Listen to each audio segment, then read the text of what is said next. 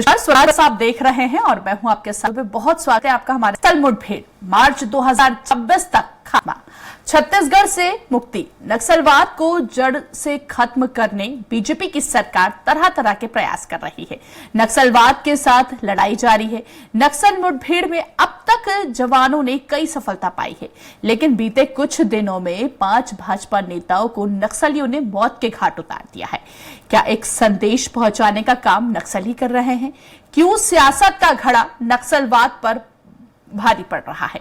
केंद्रीय गृह मंत्री के दौरे से पहले नक्सलियों का तांडव क्यों हो रहा है? देखिए हमारी ये स्पेशल रिपोर्ट में।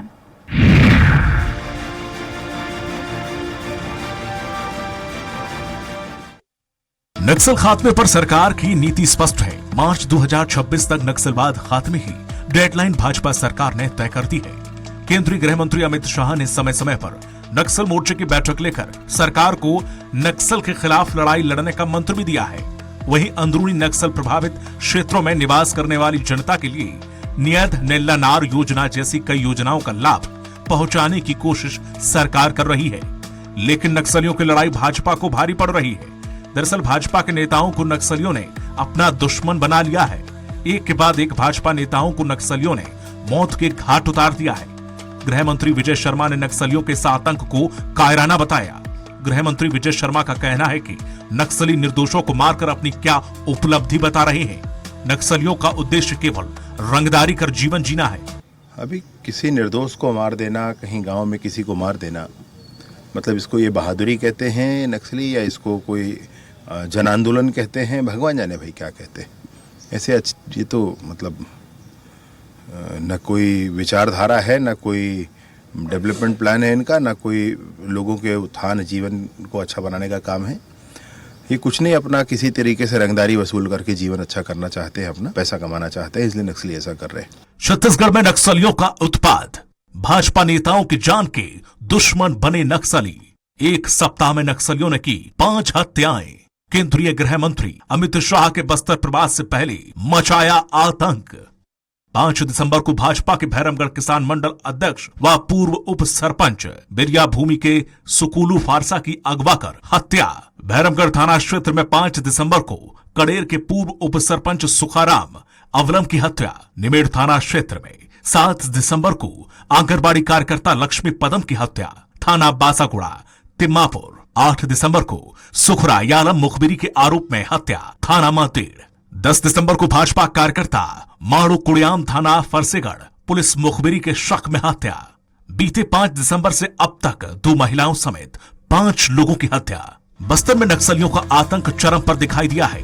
यह तो तब हो रहा है जब देश के गृह मंत्री अमित शाह बस्तर का दौरा करने वाले हैं। नक्सली अपनी उपस्थिति दर्ज कराने और सरकार को संदेश देने के लिए बस्तर को अशांत करने का प्रयास कर रही है।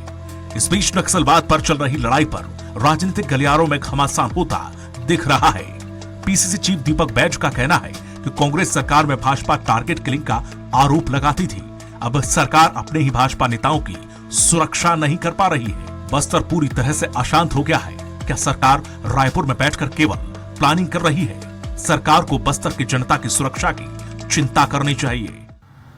तो क्या वो टारगेट किलिंग नहीं है? क्या मैं सरकार से पूछना चाहता हूं, गृह मंत्री से पूछना चाहता हूं, मुख्यमंत्री से पूछना चाहता हूं। बस्तर पूरी तरह से फिर अशांत हो चुका है। बस्तर की जनता, निर्दोष आदिवासी लगातार इस सरकार में मारे जा रहे हैं, सुरक्षित नहीं है। वहां की आदिवासियों की जान खतरे में है और सरकार उसको सुरक्षा नहीं दे पा रही है। ये बड़ा गंभीर सवाल है। निश्चित रूप से बस्तर की जनता इस सरकार में चिंतित है और निर्दोष लगातार मारे जा रहे हैं। इसका जवाबदारी डबल इंजन की सरकार, गृह मंत्री और मुख्यमंत्री है। वहीं कैबिनेट मंत्री ओपी चौधरी ने नक्सल खात्मे पर जनता को विश्वास दिलाया है। उनका कहना है कि मुख्यमंत्री और गृह मंत्री का अग्रेसिव मूड का यह परिणाम हो रहा है। ओपी चौधरी का कहना है कि नक्सल बस्तर में अंतिम सांसें गिन रहा है। नक्सली निर्दोषों को अपना निशाना बना रहे हैं। जनता और आदिवासी भाई युद्ध लड़ रहे हैं। शिक्षा, सड़क, युवाओं के लिए प्रोजेक्ट जिस तरह से चले हैं, पर्यटन को भी नया आयाम दिया जा रहा है। एक निर्दोष लोगों को वो निशाना बना रहे हैं, ये उनके बौखलाहट का परिणाम है। वहाँ पर एजुकेशन की, विकास की, सड़कों की, नए नए युवाओं के लिए प्रोजेक्ट्स जिस तरह से चले हैं, पर्यटन को जिस तरह से एक नया आयाम मिल रहा है, इन सब परिस्थितियों में माओवाद जैसे जो खोखले विचारधारा है वो नहीं टिक सकती। इसीलिए इस तरह के हथकंडे निर्दोष लोगों पर अपनाने की कोशिश की जा रही है। छत्तीसगढ़ में नक्सलवाद पर बहस लंबे समय से चल रही है और आगे भी चलती रहेगी और नेताओं का आमना सामना भी होता रहेगा। लेकिन कांग्रेस के टारगेट किलिंग का आरोप, क्या यह सच्चाई है या फिर सियासत में केवल एक नया मोड़? क्योंकि भाजपा नेताओं की लगातार हो रही हत्या कई तरह के सवाल खड़े करती है। अब देखना होगा कि तय समय सीमा पर भाजपा की सरकार नक्सलवाद को छत्तीसगढ़ से उखाड़ पाती है या नहीं।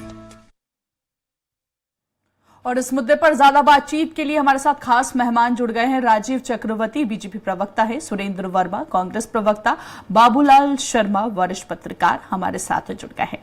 और आप तीनों मेहमानों का बहुत स्वागत करते हैं स्वराज एक्सप्रेस में। चर्चा की शुरुआत बीजेपी प्रवक्ता से मैं करना चाहूंगी।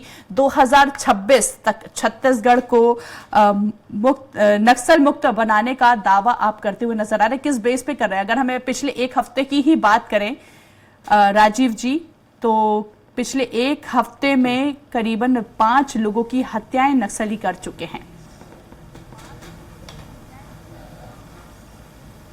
काजल जी, बहुत ही पहले, सबसे पहले तो मैं उन शहीदों को प्रणाम करता हूं, नमन करता हूं।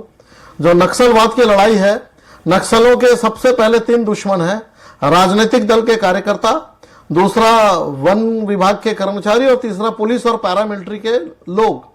और नक्सलवाद चूंकि अंतिम सांसें गिन रहा है और भारतीय जनता पार्टी ने केंद्रीय कमांड, यूनिफाइड कमांड के साथ मिलकर 7 राज्यों के साथ जो नक्सल प्रभावित इलाके हैं उनके साथ संयुक्त समन्वय बनाकर नक्सलवाद की जो ताबूत है उसमें अंतिम कील डालने की तैयारी कर चुकी है हमारी सरकार।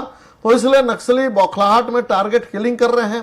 कांग्रेस और भाजपा के नेताओं से कह रहे हैं कि आप अपनी सदस्यता खत्म कर दो, और खास करके चूंकि भारतीय जनता पार्टी का शासन है उनसे कह रहे हैं कि आप अपनी पार्टी की सदस्यता खत्म कर दो, भाजपा से आप अलग हो जाओ, वरना हम आपकी हत्या कर देंगे। कभी वो आते हैं कि आपने जो गांव के भोले भाले लोग हैं, जो हमारे कार्यकर्ता हैं, जो हमारे छोटे छोटे कार्यकर्ता है, सरपंच है, उप सरपंच है, उन्हें कहते हैं आप यहां से इस्तीफा दे दीजिए अपने पद से। तो इस प्रकार से जब दिया बुझता है उसके पहले फड़फड़ाता है। तो नक्सली अपनी बौखलाहट मिटाने के लिए टारगेट किलिंग कर रहे हैं, भाजपा नेताओं की हत्या कर रहे हैं, लेकिन उनकी शहादत व्यर्थ नहीं जाएगी।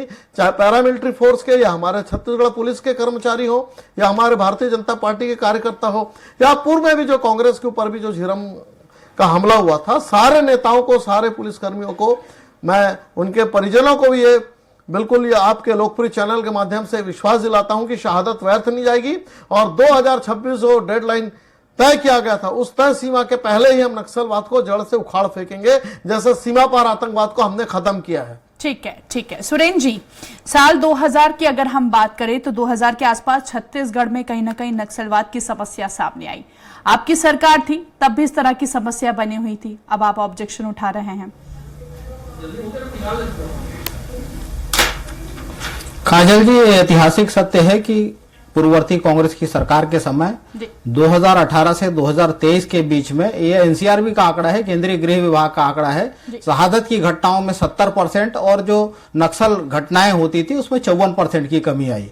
देखिए, एक ठोस नीति जरूरी है। हमारे संविधान में जो है हिंसा के लिए कोई स्थान नहीं है। नक्सलवाद का खात्मा जो है प्रदेश की तरक्की के लिए, प्रदेश की विकास के लिए अनिवार्य है, और दल व्यवस्था से दूर जो है नक्सलवाद के मुद्दे पर नक्सली का सफाया भी होना चाहिए। और ये सबसे बड़ी बात, ये केवल कानून व्यवस्था का मसला नहीं है कि सुरक्षा बल के जवान ही इस पे नियंत्रण पाले। विकास, विश्वास और सुरक्षा को लेकर जो पिछली सरकार ने काम किया था उसी का परिणाम है कि सुरक्षा बल के जवानों को बेहतर सफलता मिल रही है। लगातार देखिए, बस्तर के जो आदिवासी हैं वो 2 पार्टों के बीच पिसे जा रहे हैं। काजल जी, भारतीय जनता पार्टी जब विपक्ष में थी तो ये टारगेट किलिंग का आरोप लगाते थे। पिछले एक हफ्ता का जो आपने जिक्र किया, जो 5 लोगों की हत्या हुई उसमें 2 महिलाएं हैं, एक आंगनबाड़ी कार्यकर्ता थी, एक कांग्रेस के पूर्व सरपंच हैं।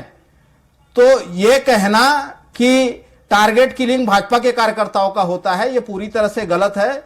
नक्सलवाद जो है मानवता के खिलाफ है, इंसानियत के खिलाफ है, और ये किसी को नहीं छोड़ते।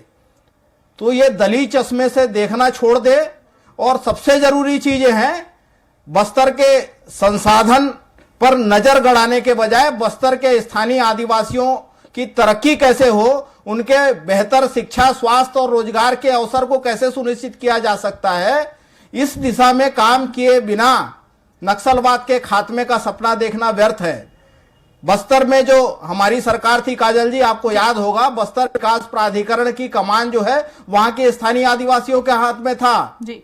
वहां के जो संसाधन है, वहां जो लैंड बैंक बना के बिना उद्योग लगाए जमीन छीनी गई थी, लोहारी गुंडा में 1700 से ज्यादा किसानों का 4200 एकड़ जमीन निःशुल्क वापस की गई। 7.5 लाख से ज्यादा वन अधिकार पट्टे बांटे गए। जो वहां पर मोटे अनाज होते हैं, कोदो, कुटकी, रागी, उनकी समर्थन मूल्य पर खरीदी होती थी, जो आज बंद है।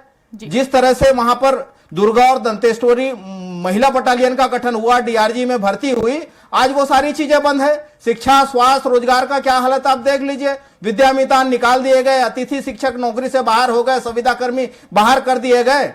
और जिस प्रकार से हमने तो कहा ना कि एनएमडीसी का जो मुख्यालय है वो हैदराबाद में है।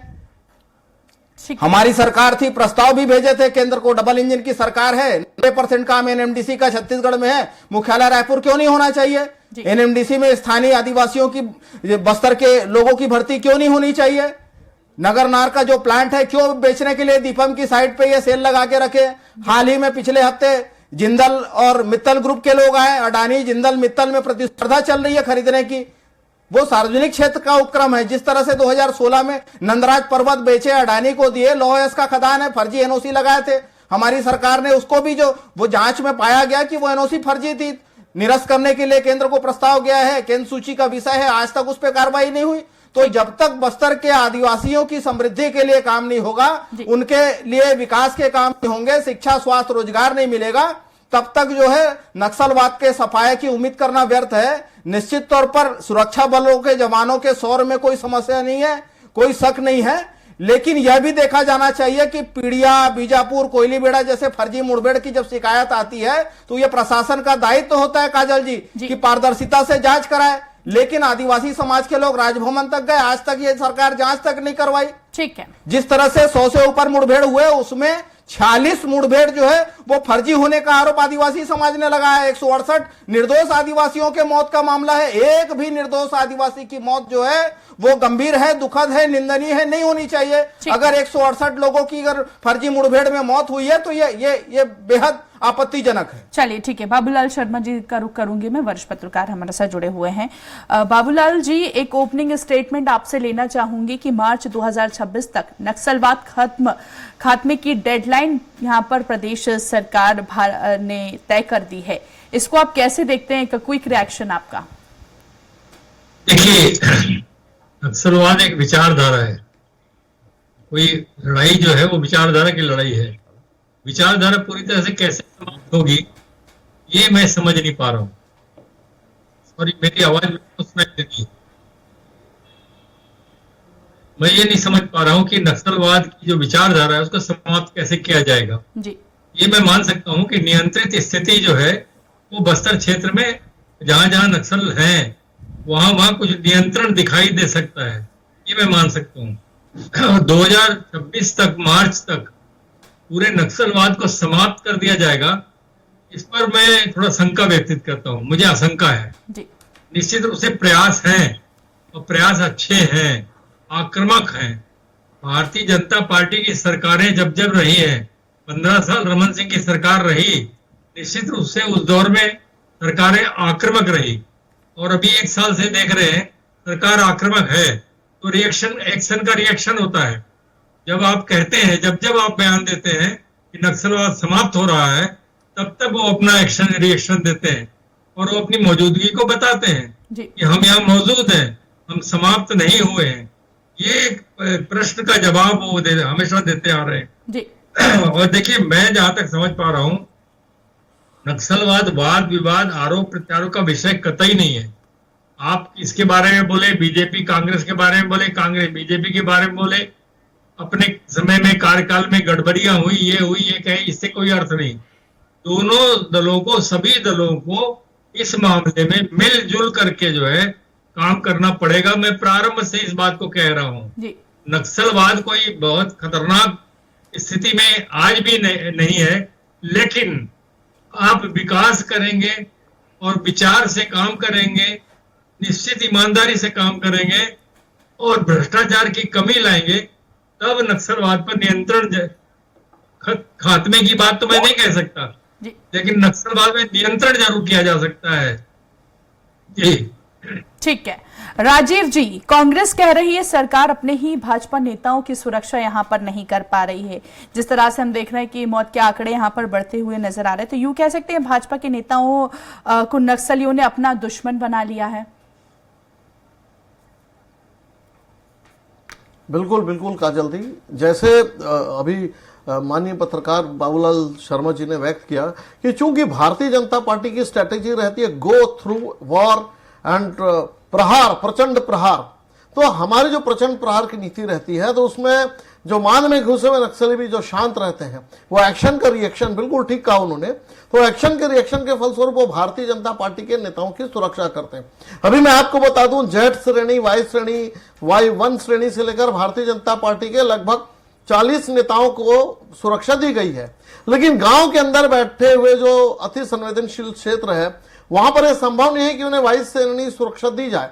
लेकिन वहीं पर गांव के अंदर अब चूंकि नक्सलियों की वेशभूषा सामान्य ग्रामीण कोई तरह रहती है, वो आकर टारगेट किलिंग कर देते हैं, तो ये बहुत बड़ी समस्या है। इंटेलिजेंस के लिए भी बहुत समस्या है कि कौन नक्सली है जो शहर से आता है या किसी दूसरे कस्बे से आता है और हत्या कर देते हैं। ये इसकी जांच की जानी चाहिए और इसको लेकर अभी जो सरकार है बहुत संवेदनशील है, वो पहचान कर रही कि किस प्रकार से उनको खोजा जाए। बड़े बड़े नक्सली नेता हालांकि यहां से छोड़कर जा चुके हैं या उनकी हमने वध कर दिया है एनकाउंटर से, लेकिन ये प्रैक्टिकली संभव नहीं कि बहुत छोटे लेवल पे भी उनकी सुरक्षा की जा सके। लेकिन देखिए, नक्सली खेत कर रहे हैं, पलायन कर रहे हैं या आत्मसमर्पण कर रहे हैं। और दूसरी बात, नक्सलियों के क्रॉस फायरिंग में कभी अगर कोई ग्रामीण की दुखद मृत्यु हो जाती है, उसको पूरी घटना को यह कह देना कि ये फर्जी मुठभेड़ है, ये कांग्रेस पार्टी के लिए बहुत दुखदाई है। वो तो बाटला एनकाउंटर में भी जब आतंकवादी मारे गए थे तो उनके राष्ट्रीय नेता रो रहे थे, जबकि इस प्रकार से नहीं होना चाहिए। आप देखिएगा, इजराइल ऐसा देश है जहां पक्ष और विपक्ष मिलकर कहता है कि प्रहार करो, कार्रवाई करो, लेकिन हमारे देश में जब चाहे सीमा सुरक्षा बल के बटालियन के लोग सीमा में जब कश्मीर में ऑपरेशन करते हैं या जो देश विरोधी जो नक्सलवादी है उनका ऑपरेशन करते हैं, तो यहाँ की विपक्षी पार्टी कांग्रेस उनका साथ देती है नैतिक रूप से कि ये फर्जी मुठभेड़ था। तो ऐसे राजनीतिक इच्छा शक्ति रखना पड़ेगा कि देश के अंदर समस्या है। आइए हम मिलकर लड़ते हैं। हमें वो समय याद है सलवा जुडूम पर सुरेन जी को अभी आपने सुना होगा, उन्होंने ये भी कहा था कि जो सुरक्षा बलों को यहाँ पर कामयाबी हासिल हो रही है कहीं ना कहीं वो कांग्रेस की देन है। नहीं, कांग्रेस की देन है, भाजपा की देन नहीं है, ये राजनीतिक इच्छा शक्ति है। हमने ज्यादा से ज्यादा सर्च कैंप बनवाया, हमने ज्यादा से ज्यादा सर्च ऑपरेशन करवाया, शायद कांग्रेस पार्टी ने उसे बंद कर दिया था। अभी मुझे नहीं मालूम क्या अंदर की गठजोड़ थी या उनकी क्या पॉलिसी थी, मैं कोई आरोप नहीं लगाना चाहता, क्योंकि बाबूलाल शर्मा जी ने बहुत अच्छी बात कही है कि देश के आंतरिक मसले पर पक्ष और विपक्ष को एक रहना चाहिए, लेकिन दुर्भाग्य से कांग्रेस साथ नहीं देती है। हाँ, हमारे जब हम विपक्ष में रहते थे या पक्ष में रहते थे, जो सलवा जुडूम का आंदोलन चला था, भले वो उसे कोर्ट ने मनाही कर दी, लेकिन नेता प्रतिपक्ष शहीद महेंद्र कर्मा जी और डॉक्टर रमन सिंह जी एक गाड़ी में जाकर संदेश देते थे कि नक्सल खात्मे पर पक्ष और विपक्ष एक है। उस समय की फिजा अलग थी, आज फिजा बदल गई है। आज कांग्रेस आक्रामक है, देश की समस्या पर नहीं है, केवल भारतीय जनता पार्टी अपने राजनीतिक एजेंडे पर। आज कांग्रेस आक्रामक है जॉर्ज सोरोस के ऊपर कि जॉर्ज सोरोस जैसे एजेंडा तय करते हैं वैसे कांग्रेस पार्टी तय करती है। लेकिन यह समझना होगा कि ये राष्ट्र हमारा है। हर बात पर यह कह देना कि भाजपा ने गलत किया, भाजपा ने ठीक काम नहीं किया, ये पाखंड था, ये सही ऑपरेशन नहीं था, ये तो ऐसे सुरक्षा बलों का मनोबल टूटता है। देखिए, दो प्रकार का ऑपरेशन चल रहा है, एक तरफ सर्च ऑपरेशन चल रहा है, क्रॉस फायरिंग हो रही है, और दूसरी तरफ हम जो लोग हैं जो वापस आना चाहते हैं उनको वापस ले रहे हैं। जो ऑपरेशन का नाम दिया गया है लोन वराटू और तमाम तरीके जो स्कीम्स आई है उससे नक्सली वापस आ रहे हैं। तो ये समझना होगा कि नक्सलवाद की डेडलाइन तय कर दी गई है और हो सकता है डेडलाइन के पहले या कुछ आगे पीछे लेकिन नक्सलवाद समाप्त होकर रहेगा। ये जो पशुपति से तिरुपति तक का जो ये रेड कॉरिडोर ये बिछा के रखे हैं, वो अब अंतिम सांसें गिन रहा है। ठीक है, कांग्रेस प्रवक्ता सुरेंद्र जी, कांग्रेस आक्रामक हो रही है, कांग्रेस पार्टी का पक्ष आखिर इस पर क्या होगा? आप जैसे कोई आरोप लगाते तो किस आधार, मतलब उसका कह सकते हैं कि उसका आधार या फिर सियासत और विपक्ष में रहने का धर्म, यूं कह सकते हैं? काजल जी, आप इस बात के गवाह हैं कि जितने बड़े नक्सल हमले हुए वो भारतीय जनता पार्टी की सरकारों में हुए। जी। ताड़मेटला में 78 जवान शहीद हुए थे, तब भाजपा की सरकार थी। झीरम जैसी घटना में 3 दर्जन से ज्यादा कांग्रेस नेताओं की शहादत हुई, उसके खून के दाग भी भाजपा की सरकारों पे है। 100 से ज्यादा निर्दोष आदिवासियों के घर ताड़मेटला में जलाए गए, जो सुप्रीम कोर्ट की जांच में जो है ये प्रमाणित हुआ, वो भी भाजपा की सरकार थी। कलेक्टर का अपहरण हुआ अलेक्सपाल मेमन का सुकमा से, तब भी भाजपा की सरकार थी। एसपी चौबे जी की शहादत हुई थी, तब भी भाजपा की सरकार थी। दरअसल आपने 2000 का जिक्र किया, सुदूर दक्षिण बस्तर के 2 ब्लॉक से नक्सलवाद को खाद पानी देके 14 जिलों तक प्रसारित करने का पाप जो है वो भी भाजपा की सरकारों में हुआ। और ये आज कह रहे हैं, प्रदेश के गृह मंत्री कहते हैं कि रंगदारी के लिए नक्सलवाद है। तो रंगदारी का एक उदाहरण आपको मैं देता हूं। 8 महीना पहले आरोप लगे पेखन गांगड़ा भाजपा नेता और भाजपा के जिला उपाध्यक्ष लव कुमार रायडू पर टेरर फंडिंग के नाम पे 91 लाख रुपए वसूले। आज तक एनआईए उनसे पूछताछ नहीं की। इसी तरह 15 साल की पूर्ववर्ती भाजपा की सरकार में धर्मेंद्र चोपड़ा, जगत पुजारा, पोडियम लिंगा जैसे भाजपा नेताओं के नक्सलियों के संबंध उजागर हुए। तो ये किस मुंह से कांग्रेस पर आरोप लगाते हैं? मूल बात जो है, ये सरकार खुद ही भ्रमित है। प्रदेश के गृह मंत्री नक्सलियों से कहते हैं क्यूआर कोड जारी करेंगे, गूगल फॉर्म जारी करेंगे, वीडियो कॉल से बात करेंगे। हकीकत यह है कि 1 साल बीतने के बाद आज तक राहत को लेकर, पुनर्वास को लेकर, समर्पण को लेकर कोई ठोस नीति ये सरकार नहीं बना पाई है। और ये आदिवासियों को उनके जल जंगल जमीन के अधिकार से वंचित करने के लिए वन अधिकार अधिनियम में संशोधन किए, कमर्शियल माइनिंग यहां पर शुरू की, जंगलों की अवैध कटाई पुलिस के साये में ये करवा रहे हैं। तो आदिवासियों के हितों की उपेक्षा तो इनकी सरकार में होती है। 15 साल की सरकार में 600 गांव से 3 लाख से ज्यादा लोगों को पलायन के लिए मजबूर किया था। जस्टिस पटनायक कमेटी जो न्यायिक आयोग बैठाई थी हमारी सरकार ने, 1379 फर्जी प्रकरण प्रमाणित हुए थे जिसमें रिहाई हुई। तो आदिवासियों पर अत्याचार करने वाली है भाजपा की सरकार। ये बताए 11,000 करोड़ नक्सल बोल रहे हैं, नक्सल क्षेत्रों में केंद्रीय पाई ये वसूल के समर्थन में बात कर रहे हैं। देश के गृह मंत्री आ रहे हैं, कोंडागांव जिले को नक्सल प्रभावित जिले की सूची से बाहर क्यों बताऊंगा, बाहर क्यों किया गया? ताकि उनको विशेष पैकेज न देना पड़े। तो इनका भाजपा का जो हित है वो अडानी के हित से जुड़ा है। उनको बस्तर के संसाधन देना है, इसलिए आदिवासियों को डराया जा रहा है। ठीक है राजीव जी, नंदराज पर्वत क्यों दिए? चलिए सुन लेते हैं क्या कुछ कहना चाह रहे हैं राजीव जी। फर्जीता क्यों निरस्त नहीं हो रहा? जी काजल जी देखिए कितना दुखद है। नक्सलवाद का उदय कब हुआ? उस समय केंद्र में किसकी सरकार थी, राज्यों में किसकी सरकार थी? कांग्रेस की सरकार थी। चारू मजूमदार, कानून सन्याल से लेकर तमाम लोग, 70 का वो दौर, उस समय कांग्रेस की सरकार थी। और कांग्रेस का एक ही फार्मूला रहता था, अगर विपक्ष की सरकार है उसे बर्खास्त कर दो। और हमारी सरकार है तो जाकर चुने हुए लोगों को, ये साक्ष्य है, प्रवीण चंद्र भसदेव को मार डाला गया, इनकाउंटर की कांग्रेस सरकार ने। और वहां से नक्सलवाद की छोटी सी शुरुआत हुई। अभी मेरे मित्र कह रहे थे कि भाजपा ने खाद पानी दिया। शोषण कब से शुरू हुआ वनांचलों में? कांग्रेस के समय में, जब एक दिन में कलेक्टर लाइसेंस देता था, जंगल काट दो और नमक के बदले चिरौंजी का व्यापार होता। बिल्कुल कभी नहीं हुआ, ये झूठे 2600 हत्या कांग्रेस में हुई। इसी कांग्रेस में शोषण किया, 2600 आदिवासियों को मारने का पाप मुझे बोला नहीं है, मैं चुपचाप था। नमक सरकार ये झूठ बोल रहे। कब नमक के बदले चिरौंजी मिली? कब नमक के बदले चिरौंजी मिली बताए? अरे कब हुआ? आज बराबर का संरक्षण की रागी की खरीदी बंद है। 77 वनोपजों की खरीदी क्यों रोकी है सरकार ने? आपकी बात नहीं पहुंच पा रही है, करने के लिए सरकार में आए हैं क्या? जी राजीव जी पहले आप बोल लीजिए। तो काजल जी, कांग्रेस प्रवक्ता, आपको भी मौका मिलेगा। सुरेंद्र जी। जी तो देखिए ये बहुत गंभीर विषय है। मैं चाहूंगा कि मेरे मित्र भी शालीनता रखें, मैं उनको इंटरप्ट नहीं किया, ओवरलिपिंग नहीं किया।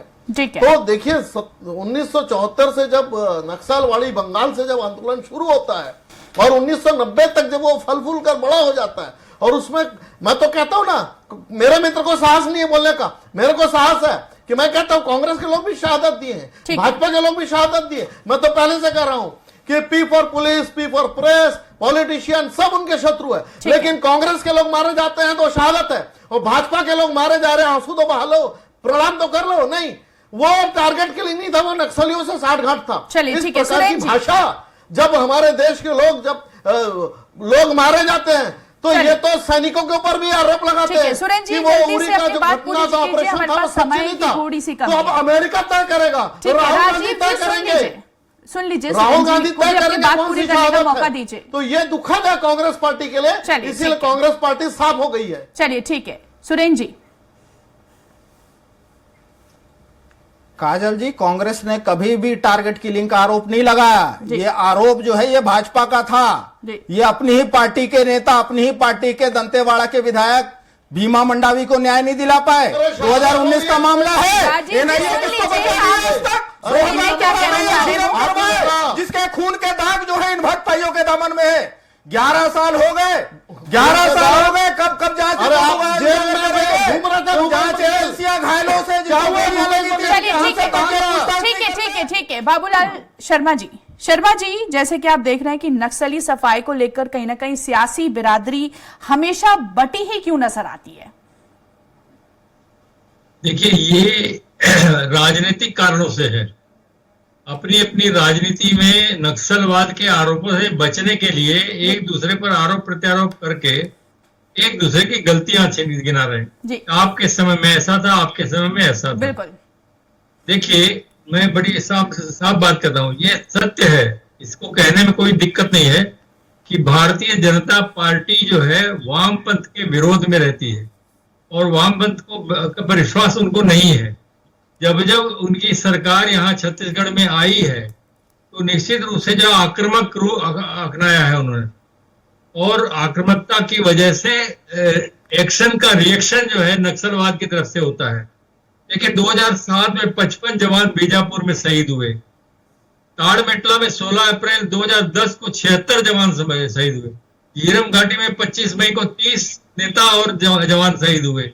दंतेवाड़ा में 17 मई 2010 को 36 जवान, नारायणपुर में 27 जवान, भेजी में 12 जवान, बुरकापाल में 25 जवान, और मदनवाड़ा में एसपी की मौत, एसपी की हत्या। ये सारी घटनाएं बताती है कि सारी घटनाएं भारतीय जनता पार्टी के शासनकाल में हुई जी। और इसलिए हुई क्योंकि रमन सरकार आक्रामक थी। और देखिए, नक्सलवाद जो है, नक्सलवाद ये मानता है कि वर्तमान प्रजातांत्रिक सरकारें जो हैं वो प्रजातंत्र और संविधान के बाहर काम कर रही हैं जी। गरीब गरीब हो रहा है, किसान जहां का जहां है वहीं खड़ा है, ठगा जा रहा है, और जातिवादी राजनीति और धर्म की राजनीति ऊपर आ रही है। इसलिए जो है पूंजीपतियों को लाभ मिल रहा है और गरीब मारा जा रहा है। इस सोच से काम करने का प्रयास कर, लेकिन अब नक्सल में जो है वो विचारधारा के लोगों के अलावा कुछ ऐसे लोग भी आ गए हैं जो वसूली के चक्कर में पड़ गए हैं। पूरे क्षेत्र में उनकी वसूली चल रही है, बदनामी हो रही है। ये कारण है इसकी वजह से नक्सलवाद के सफाई की बात सोची जा रही है। चलिए ठीक है, आप तीनों मेहमानों का बहुत बहुत शुक्रिया हमसे बातचीत करने के लिए। समय और इजाजत नहीं देता है हमको आगे चर्चा करने के लिए। बहुत बहुत शुक्रिया आपसे बातचीत करने के लिए।